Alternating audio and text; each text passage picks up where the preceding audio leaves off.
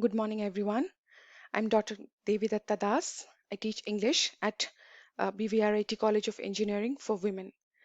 So, today, our point of discussion is letter writing. Letter writing is something that we do, in a day to day basis. It's not a new thing for us. We have been doing it since we were a child. Of course, now we do not write a lot of letters, rather, we write emails, but then the emails are also structured as letters. You know, a beautiful quote in which Jane Austen says that let us never underestimate the power of a well written letter because we believe that letters have a lot of things in them. It's a storehouse of knowledge, it's a storehouse of information, and also it creates a rapport between the person who has written the letter and the person who gets the letter. So, what is a letter? A letter is a written message conveyed from one person to another person through a medium. Now, letters can be both formal and informal. All of us know what is letter writing actually. We have done that in school. So this is just a way of, reiterating and repeating, what we have already learned. So we can just brush up our knowledge that what is a letter. Letters can be classified into two broad categories. Here we have formal and informal. Informal letters, we know that we do it in an informal situation when we write letters to our friends, to our family. But here we are going to deal with formal letters, which are written in a formal organization, in a particular business organization. That is the reason sometimes formal letters are also referred to as business letters. Okay, so these business letters are written in various different situations, starting from applying for a job to requesting or delivering information. It should be kept in mind that business letters are crisp and succinct. It is to the point, it's specific and accurate. So it uses specific words. We cannot beat around the bush while writing a business letter. We have to boil it down to the important points that should be, that we want the receiver to see. That's why we cannot be very verbose. We cannot be very wordy with our letter. That makes the message very foggy. We have to clear the message. That is the reason we have to be very clear with our language. Now, these are the mechanics of a business letter. The tone should be formal, a formal greeting should be there, use specific and familiar words, to avoid too many adjectives and prepositions. A coherence in paragraph should be there, language should be clear, and avoid negative expressions. It should be kept in mind that, as I told you, your message should be very clear. You should be clear what you want to speak to the other person out there, what you want to convey to the other person out there, because business letters are written for a particular purpose. Okay, the tone should be formal. We are not allowed to use unparliamentary words. We are not allowed to use words that are not needed in that letter. Okay, please avoid negative expressions. If you want to say something negative, try to quote that negative word or expression in a positive words or in positive sentences. For example, if you want to write that you have not responded to our earlier letters despite several reminders, you can say that we would be delighted to get your prompt responses to our earlier queries. So this is a way of saying a negative one in a very positive expression. Now these are three formats that we use for the letter writing. The first is modified, second is block style, third is semi-block style. We now use the block style or the full block style, in which everything is flush to the left. Here you can see in the other two formats, some are written to the right and some of the ingredients of the letter are written to the left.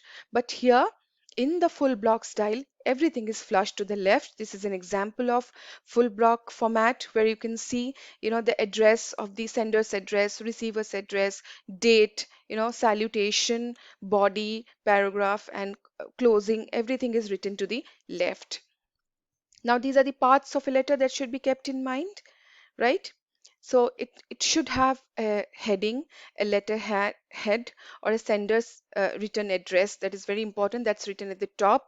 Then date should be there. While writing the date, we should keep in mind the dates the month of the month that you are mentioning over there, it should be written spelled in full. Suppose you are writing the month of October, please do not write as OCT. It should be written as the full spelling of October.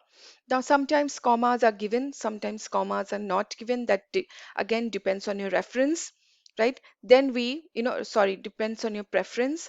Then again, we have reference.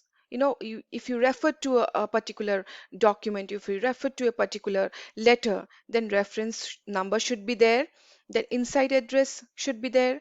The subject line is very important because it brings down, it makes your message visible at the first glance. At the first glance, your message should be visible. That is the reason we keep the subject line over there. Salutation is there, body, complimentary clause, signature line should be there, and enclosures. Enclosures are nothing but your attachments. Like in email, write the attachments over there. This is attached. Enclosures are the same. If you are enclosing certain documents, certain letters, please number them 1, 2, 3 so that they won't get lost. Next, the body of the letter.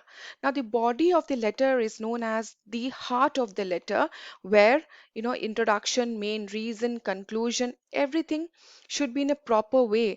The thread of the strain of thought should be similar in all the three paragraphs. It should have coherence to each other. It should have relation between each other.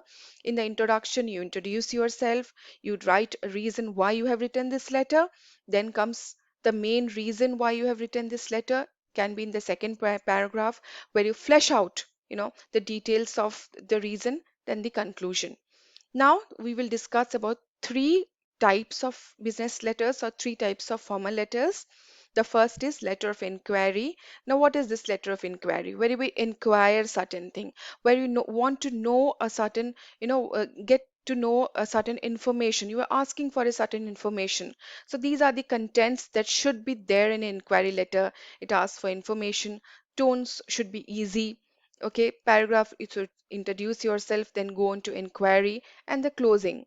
Right, this is an example that I've given over there. I do not have time to read out the whole, but you can have a glance at how this letter is written over there. Now comes the letter of complaint. As the name suggests, it's about complaining. Now, complaining doesn't mean we have to be very harsh with our tone. We have to be very rude with our tone. No, this abrasive quality of saying something, please cut it down. Just do not be very blunt, be very soft spoken, be, soft with your tone. Okay, polite with your language. As it's written over there, that for a damaged product, for malfunctioning product, for these reasons generally we write the complaint letter.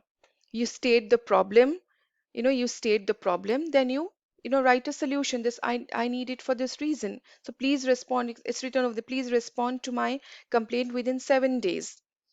Now, letter of requisition. Requisition is when we require something, a request for a particular favor or service from an organization. The same, the pattern is the same in all the three categories, as you can see. The first paragraph we introduce and we state the reason. The next paragraph supporting details, and then the last paragraph here, the additional details and restate the request. Okay, now we should keep in mind that the pattern is the same. Three paragraphs divided, where we introduce, we say what is the matter, and then we close it. Just the content, just the body or the main details will differ from the one category of letter to another category of letter. This is an example of requisition letter, where a girl is asking for to our principal for a bona fide certificate. You can see that from and to the date, whether this is not a completely full block format, but just you can look at the body of the letter, how she has written that I need this, so can you please give me this. So you have to be very polite with your letters. So signing off. Thank you so much.